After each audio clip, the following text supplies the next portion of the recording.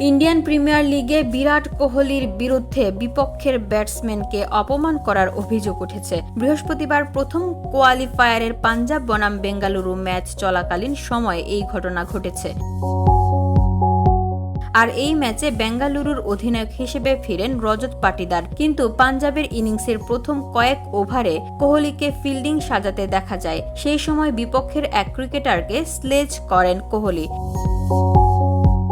শুরুর দিকে মাঠে সতীর্থদের জন্য পানি নিয়ে আসেন মুশির খান। পরে তিনি ব্যাট করতে নামেন। তখন স্লিপে ফিল্ডিং করছিলেন কোহলি। সেই সময় মুশিরের উদ্দেশ্যে কোহলি হাত দিয়ে ইঙ্গিত করে বলে ওঠেন, ইয়ে তো পানি পিলাতা হে, অর্থাৎ ও তো পানি খাওয়াতে আসে।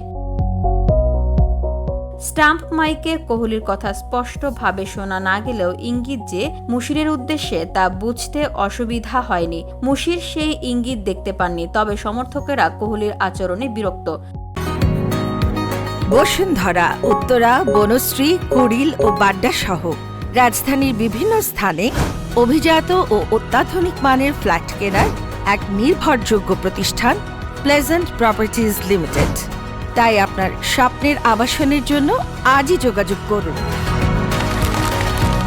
Pleasant properties limited, where destiny matches eventually।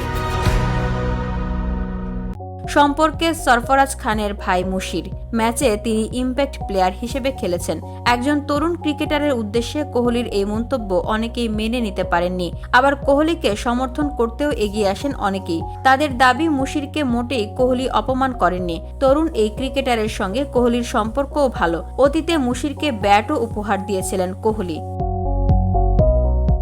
VOD Bangla news desk.